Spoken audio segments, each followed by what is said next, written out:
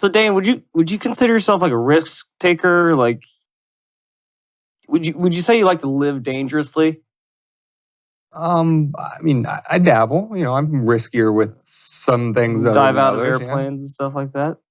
Haven't done that, but here Because or there. I don't know. It depends. The placement of your goddamn glass of water right now is causing me a lot of consternation. Right? I know it's centered just on the corner, but it's centimeters from disaster next to all of our electronics, and I could just see a short circuit. Then this podcast we canceled ourselves. It's over. Well, you will be happy to know, as you can see, I have moved it. Okay, everything's fine. Everything's fine. We're fine. We're fine. Everything's fine. And now that we're fine, I feel like the dog in the burning house. Like, everything's fine. And now that we're fine, are we ready to jump in? Let's jump.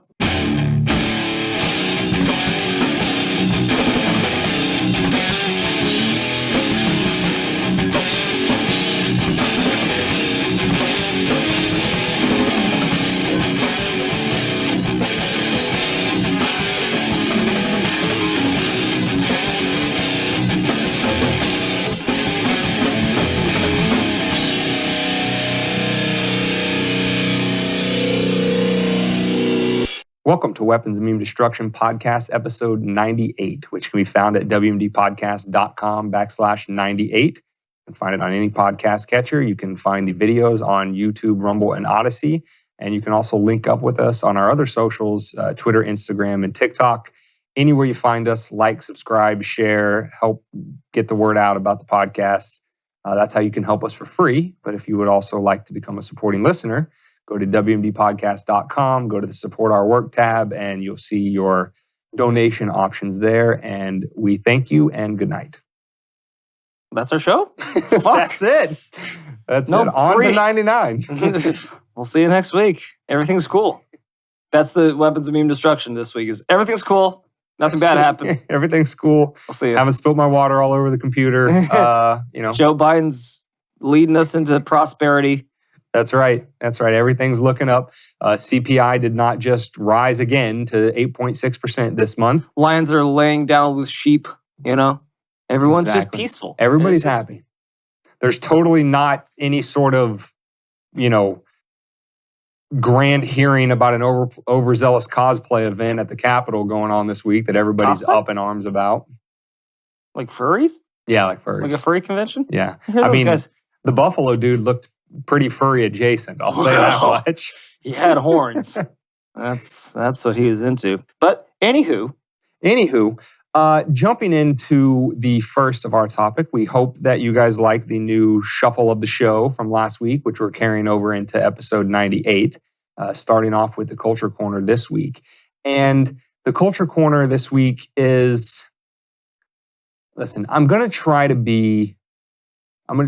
temper myself a little bit, because when I read these two headlines, I was personally infuriated. Now, again, as we happens from time to time. You may or may not. As we established on flipping on a light switch. As we established in last week's episode, Dane Rants is not just a segment we may add into the show at some point in the future. That's my everyday life. That is the show. What the fuck are you talking about? Sorry. That's too old.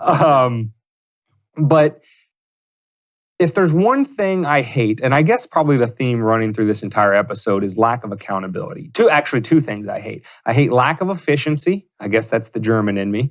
And I hate lack of accountability. And in the Culture Corner, we're talking more the former, the lack of accountability than efficiency, so to speak. Well, it seems to be prevalent within most of our society right now. Yeah. No one's ever wrong. Your reality doesn't suit them, so you're the one that's wrong. How about that? We just make up reality as we go along. I'm not. Well, speaking of making up reality, what we're talking about in the Culture Corner is the Federal Reserve. And that institution, which is supposed to be so opaque and very ivory tower, and the experts that sit in it, are so smart and wise that how dare you try to question them, citizen. The dumps they take have a really high IQ. Yeah, pretty much. We're not worthy to shine their shoes, stuff like that. They have some, well, shall we say the mainstream publications are engaging in some pretty severe regime apologetics.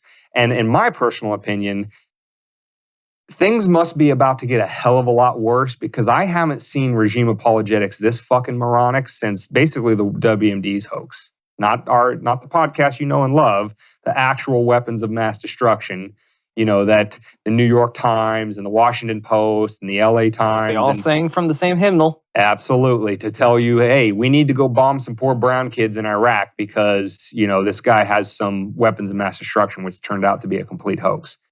The two articles we have today for the Culture Corner are from Fortune magazine and Bloomberg.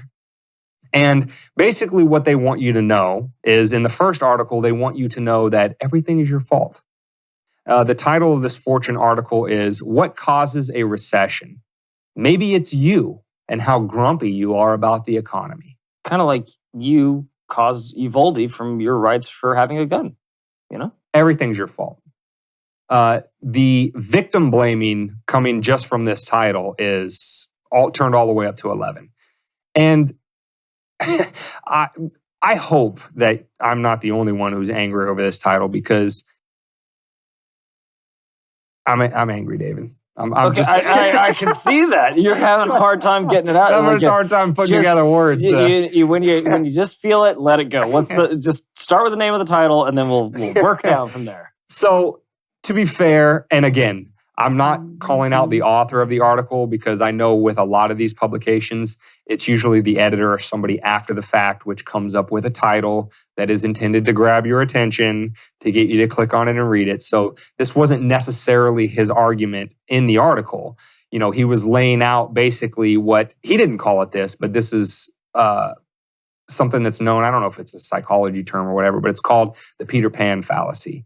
And it's the idea, it comes from Tinkerbell, where Tinkerbell was dead and only the belief in her coming back to life from the audience is what brought her back to life. So the fallacy is, if enough people believe in something, that will make that thing happen, is basically what he's getting at in Isn't this that article. what this whole fucking culture is always? Manifest. Like, you're poor because you don't want it enough, you fucking idiot. Why don't you just start thinking about money, and then all of a sudden you'll have money? That's how things work, right? But in the magical fairy dust of La La Land, yeah, maybe that works out. Or maybe just some people get it and some people don't. Yeah. So in this article, what he's talking about is some economists, and let me just pause right there for a second, just to say that I understand why the common man looks at economics as, so to speak, the dismal science. It's not super flashy, but then on top of that, you have economists like Paul Krugman, not featured in this article, but just as a prominent Keynesian, to pick a name out of a hat, get things so spectacularly wrong so often. And these are supposed to be the eggheads that know everything. I'm just thinking, like, Top Gun Maverick just came out, and like now everyone's got their dick hard for pilots again, and it makes them look so cool. Could you imagine if they shot a movie on an economist just walking into a building with like slow motion, like, highway, or no, I mixed them up. Highway to the danger zone, and it's just like a guy adjusting his glasses. He's going through like Excel spreadsheets and shit, and his fucking pocket protector. Like, no one glamorizes The Economist, is what I'm trying to say. I was trying to juxtaposition. They don't. I would say the closest in terms of a major movie was probably The Big Short, about the 2008 collapse, and that wasn't about economists. And even that was kind of. Hey, I thought it was a good movie. Yeah, you did. David, listen, pump the brakes, okay? We can't figure out how to get out of here if we don't figure out how we got in here. Surprise. Not that movie did a good job of explaining it. No, and then we did it again right after it. We're doing it again. Yeah, we're doing it right now. We're doing it right now. So anyway, the average person who's like, oh, it's not exactly the flashiest thing. It's not like physics, where somebody explains some fundamental, secret of the universe. Like, oh, that's pretty interesting. But the fact that they get it so spectacularly wrong so often leads a lot of people to believe that economics in general and economists as individuals are basically like modern day snake oil salesmen. Something economics. Voodoo economics. You don't even get that Ferris Bueller's Day Off. High five. First high five on the podcast ever. God, nice. I'm so proud of him right now. You did it, buddy. You did it. And Ben Stein is who is delivering the line. Did I get a second high five? High five. I like. We'll do this. So yes. So I understand why people think about these topics kind of in a, snooze fest kind of way. However, that is, again, the Keynesian type economists who engage in this endless modeling where they pick out this perfect world. And if we just turn this knob that much and that knob that much, then we'll have the perfect amount of employment and inflation and blah, blah, blah, blah, blah.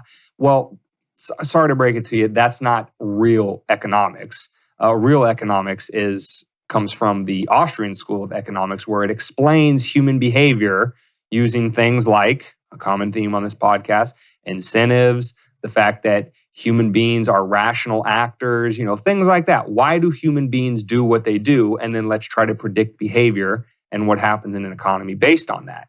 And so these Keynesians that get it wrong all the time, they have a very, very chicken or egg blind spot for them, where they'll make a claim like, oh, well, it's just because everybody's grumpy about the economy and therefore they don't spend enough. And then that's why it causes the recession. It's not that the economy was bad by itself. It's a self-fulfilling prophecy, like I said, the Peter Pan fallacy.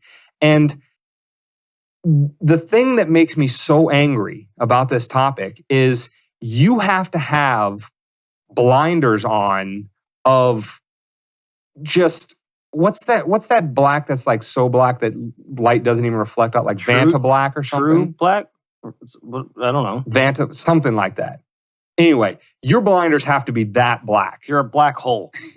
You literally suck shit in and destroy it with your blindness, your blackness. Because to say that, oh, well, it's just attitudes that's causing a recession and not, oh, I don't know, oil.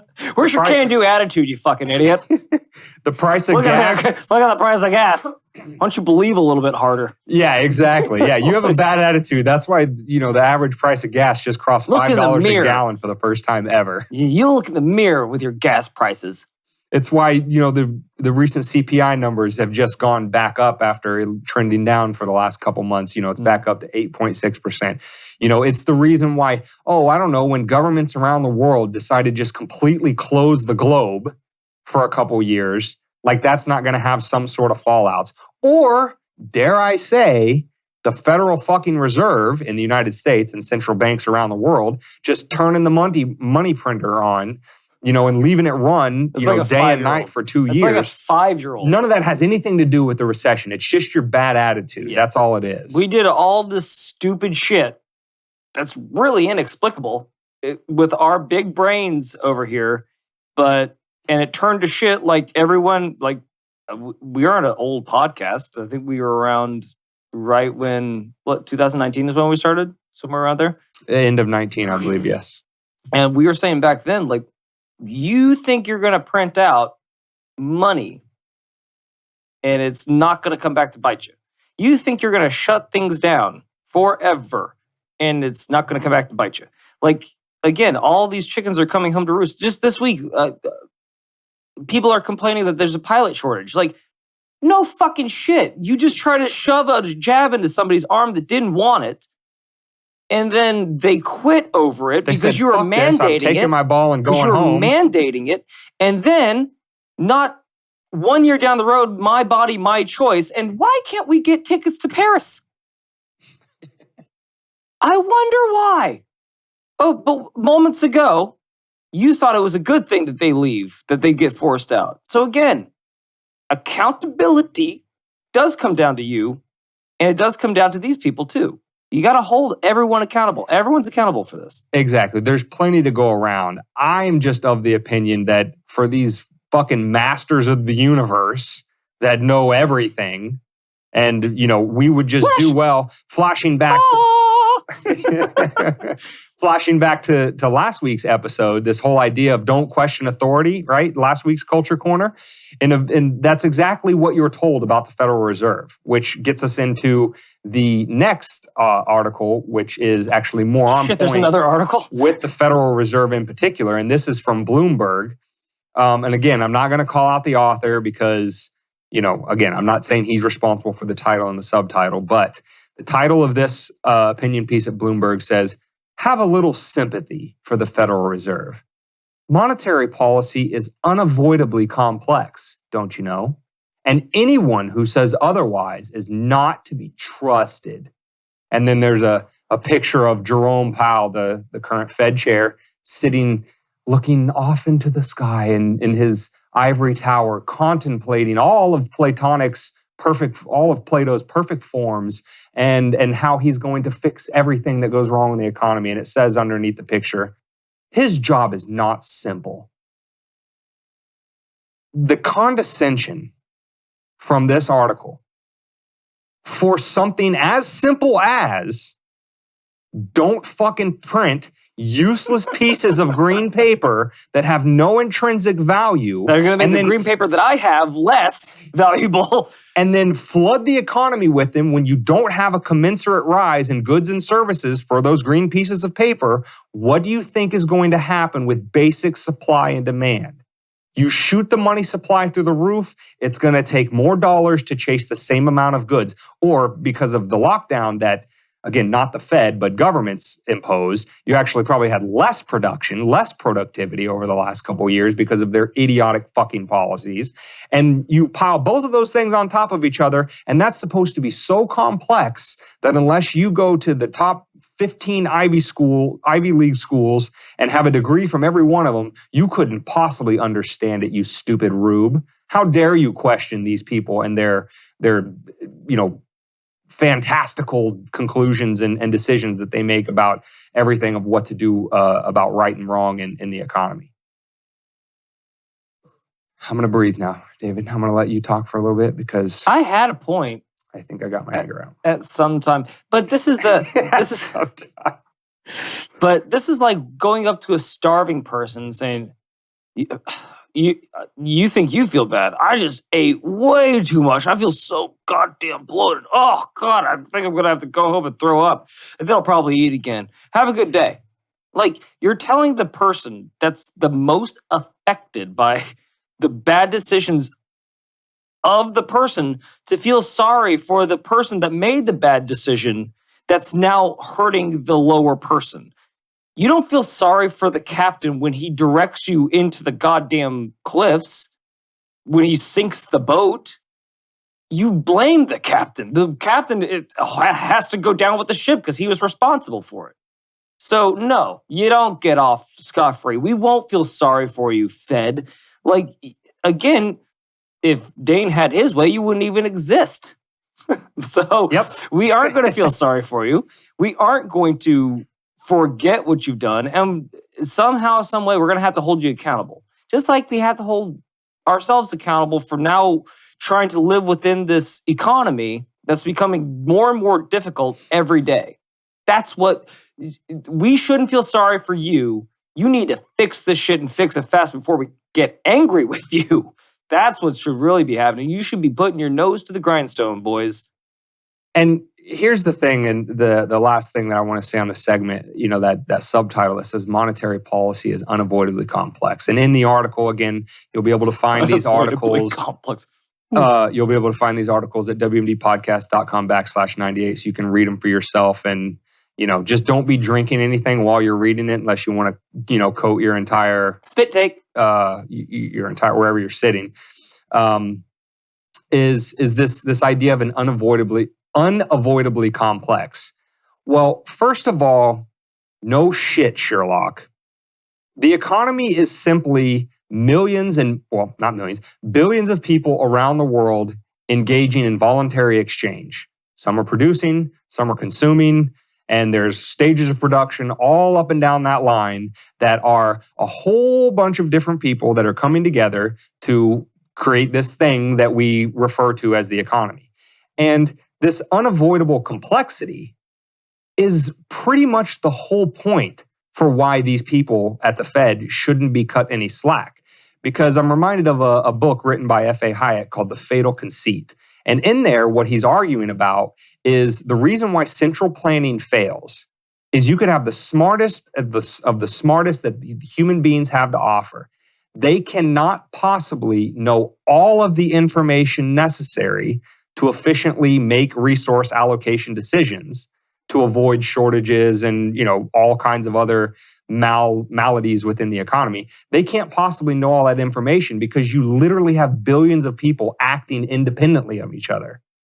And so when Jerome Powell sits there and says, well, I'm just going to tinker with the interest rate a little bit, and maybe that will have some impacts on, housing supply, or maybe that will have some impact on consumer prices, and maybe that'll have some impacts on employment. Maybe there's all of these things feeding into it. The idea, and again, the reason why the title is called Fatal Conceit, is because you have to be the absolute most arrogant, conceited, miserable piece of shit to think that you could possibly, one man or a group of people, figure all of that out to find out exactly how to turn this knob of the economy and that to get everything to flow perfectly.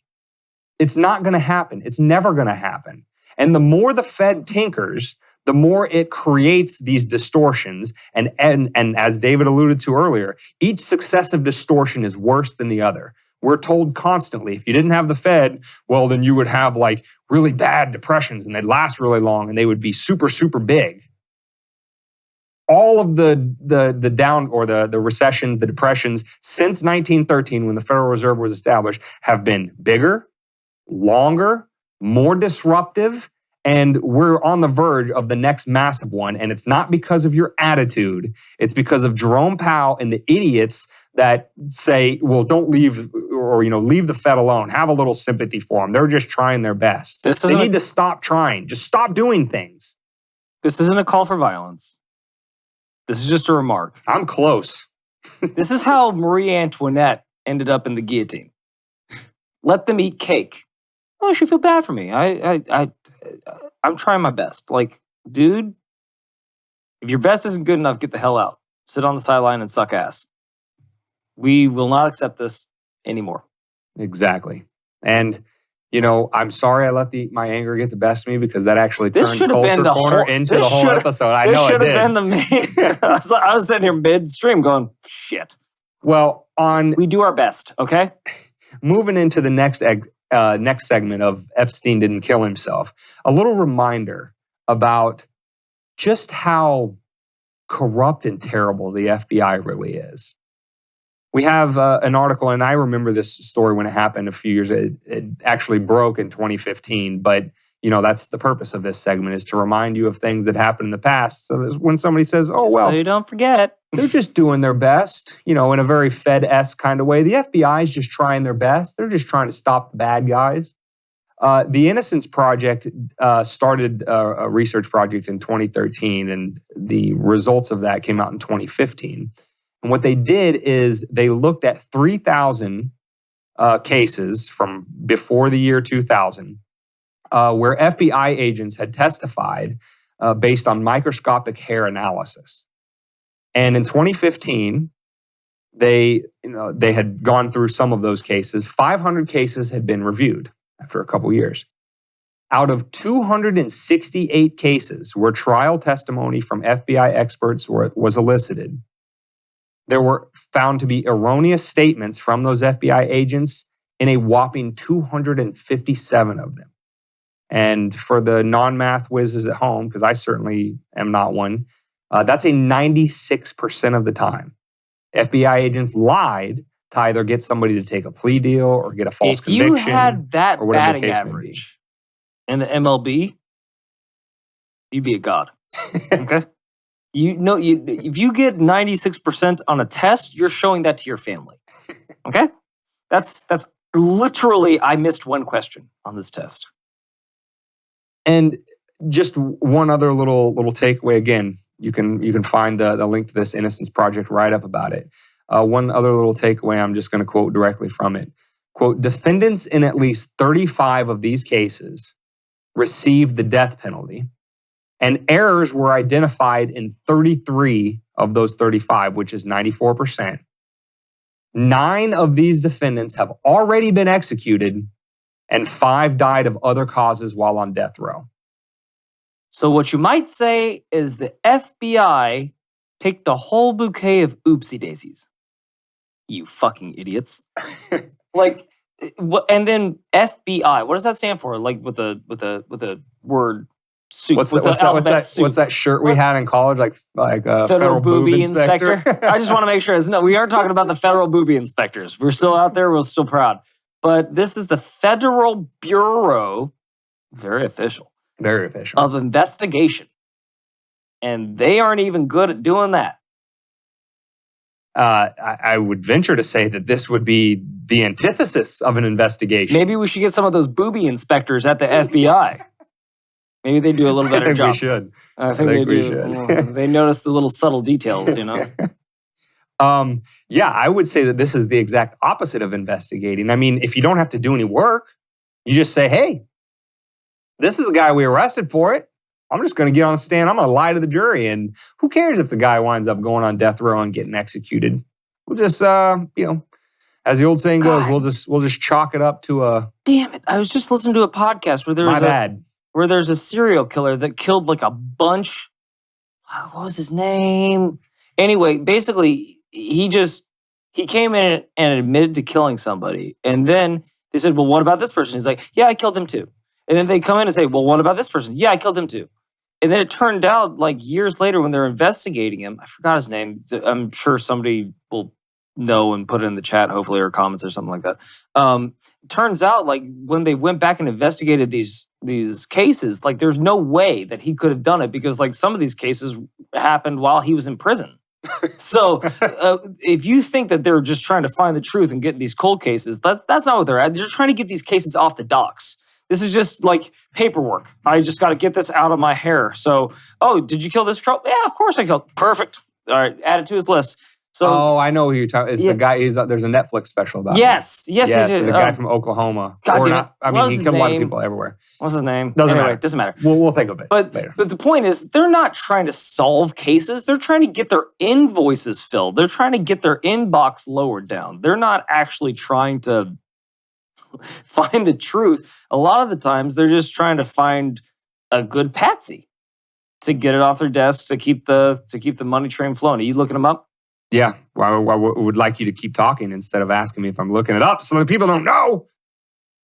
We're just two guys, all right? We're just two libs sitting in a room. We're not libs. Shooting the shit. We're libertarians. Yeah, but that's not misdirection. Libs. You got to make him. You don't want to let him know what your next move is.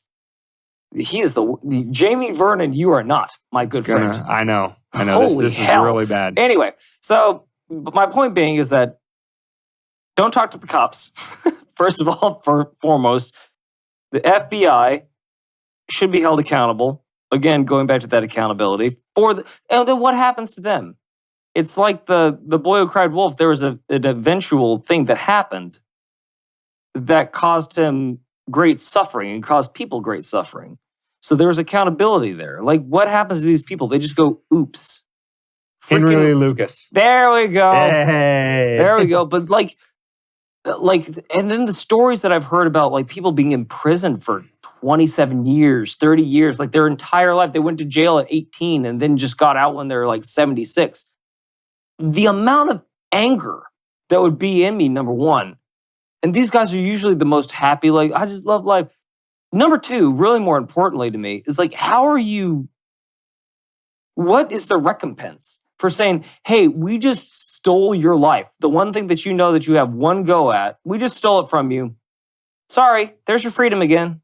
Bye-bye. What happened to the FBI agents for the 9 people that were killed? And then another 9 that died under... I mean, there was nothing in the Innocence Project write-up about that. I'm sure nothing, So if you want to trust, if you want to keep trusting these people, go ahead. That's your choice. But I'm. And when David brought up that point about the Henry Lee Lucas thing, and that they did not only, it would be generous to say that they did the bare minimum. in terms of their investigation. Giving them donuts, coffee, chuckling with them, nudging them, and it popped into my head when David was saying that, what we've, talked about on this podcast a few times within the context of COVID. David's favorite thing, orange groves in Ohio.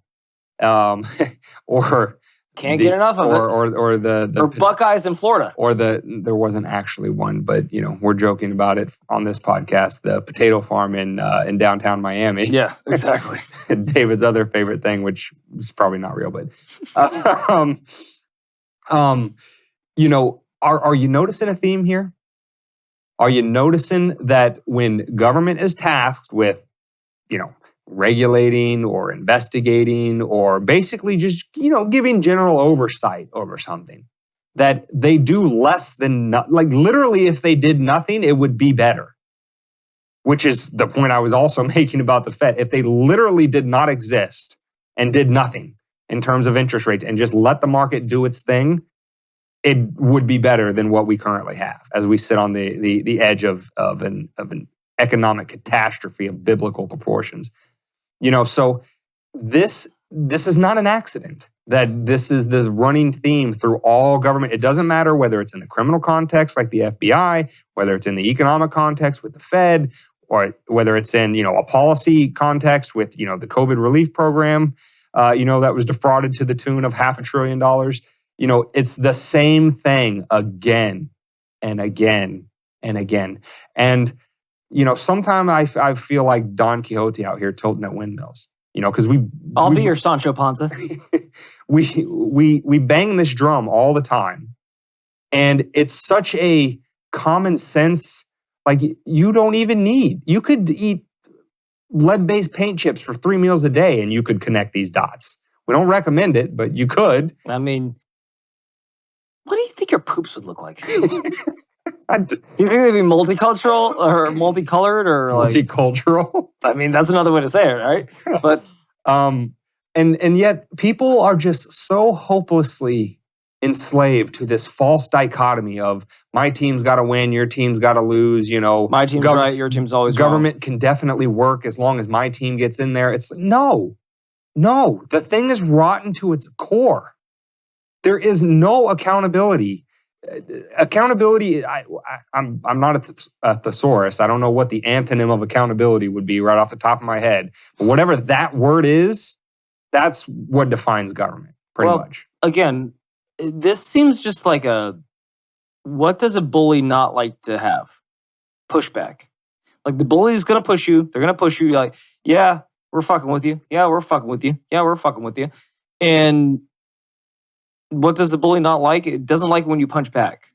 So what's just been happening this week is the January 6th trials or what, investigation or hearings, or they're turning it into a freaking circus. It's a circus. It's a media grab. It's more like drama than actual, C-SPAN. Right. So, why are they so scared of that? The darkest day in American history. Because people pushed back.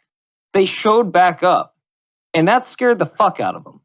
I'll tell you what they're scared of more than anything about the hearings in particular, not, the day of January 6th. What they're most afraid about the hearings, and you can see this, you go to any mainstream write-up about it, they're like, oh my God, everybody's so excited. 20 million people turned into the first day of the hearings. What they're most afraid of is the fact that nobody fucking cares. I'll give you the numbers just real quick. 20 million people. Okay, does that sound like a lot to you? 20 million people is not even half of all registered Democrats. It's barely a quarter of all registered voters, both Republican and Democrat. Joe Rogan gets 11 million listeners per episode. They didn't even double up Joe Rogan per one of his episodes. So yeah, 20 million people, week, folks. Nobody cares about this hearing about, a bunch of boomers LARPing at the Capitol. Nobody cares. Because it's not this, the fall of our democracy, as if that's something where, again, the thing that they're trying to save in terms of being worried about the fall of democracy is exactly what we just laid out. They are trying to save this institution, which in addition to being irredeemably corrupt, It has no accountability. Every time it screws up, it's your fault. You got a bad attitude. And it's just business as usual for them. That is what all of the wailing and gnashing of teeth is over. They are trying to save that system. If that is not a cult, and a cult by which, the people who are just so up in arms about the committee hearing and just their whole life revolves around, what Liz Cheney has to say from the dais. Those people are, their existence is so pathetically, minuscule that they would even care about saving this institution is just laughable to me. It's just completely laughable. And they hate that more people have the opinion that we do about it, that they just don't care. The death of democracy comes when you only think you have two choices at the voting poll. When you don't have... Put it on a shirt. Quote it. That's it. If you think that you can't say what you truly feel, you just have to go with this team, which sometimes I like them and sometimes I don't really agree with them. But I can't vote third party because goddamn, they're never going to get elected. Well, then they've won. And as we've discussed multiple times on this podcast, there's no difference between a D and a fucking R. Like, it's just the wrapping paper. Do you want it in red wrapping paper or do you want it in blue wrapping paper? They're still going to go up there. They're still going to inside trade. They're still going to be totally individualistically driven. They're still going to commit crimes that if we did it, we'd go to jail for a long time, as per the FBI. But if they do it, it's just good business. It's the dichotomy. Again, the accountability comes back with you. If you keep doing the same thing over and over and expecting a different outcome, the definition of the word is... insanity. You're insane. And if you think this democracy is going to exist anymore by playing the same game that we've been playing for the last 30 years, you're insane. Something has to change. And it's a good thing that we did actually steal the thunder from the main part of the show because, we spent so much time on the other two topics that we're going really quick through what was supposed to be the, this is why you come to WMD Podcast. It's a very loose, free-flowing environment, So the main topic that we were going to address was I don't know if the suit has been filed or if they're just talking about the suit, but the U.S. gymnasts that were sexually abused by Larry Nassar, one of their trainers. You may remember that was in the news heavily the last couple of years. They're going after the FBI for a $1 billion settlement. And if that sounds like a lot to you, I mean, it is a lot. But it's 90 different gymnasts who were abused.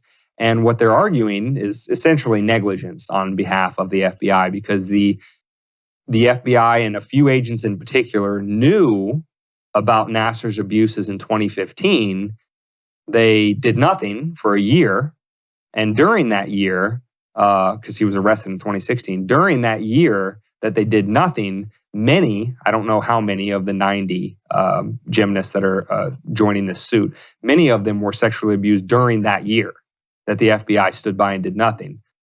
And the thing that we were going to talk about in terms, or not that we are, but it's going to be an abbreviated version because we've actually already kind of, addressed this in the first two segments of the episode, was that kind of the buzzword that's going around about this from the gymnasts themselves and, their lawyers and things like that, is it's time for some accountability for the FBI.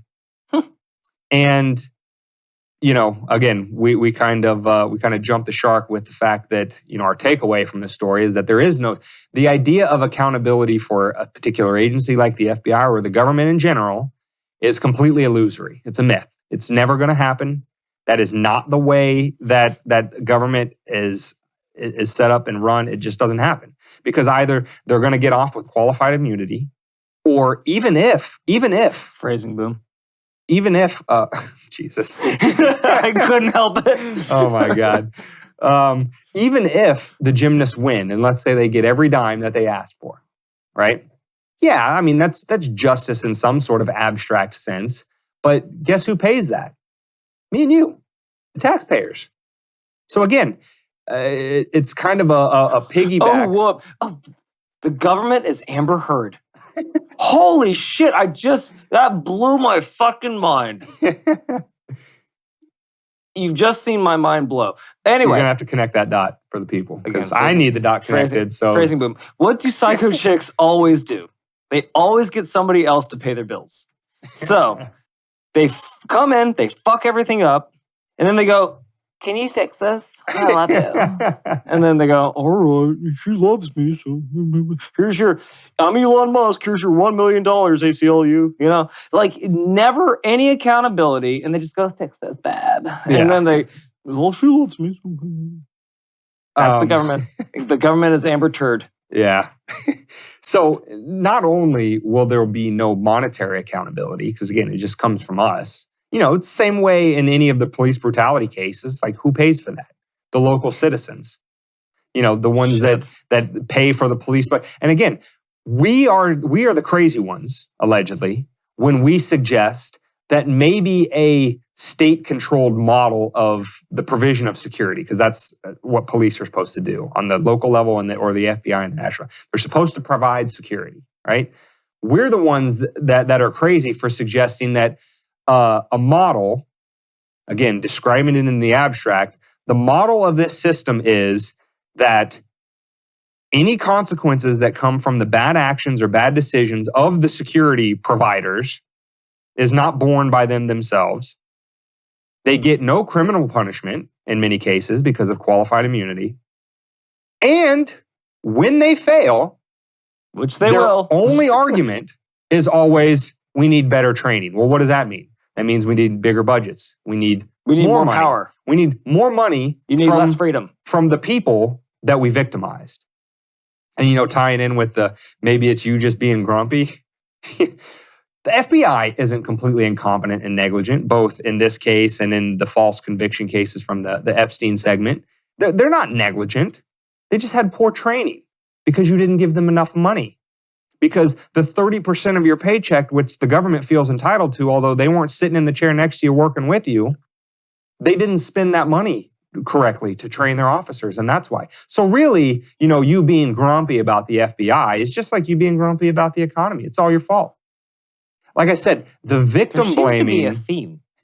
The victim blaming from the regime apologetics, you know, purveyors is turned up to 11 right now.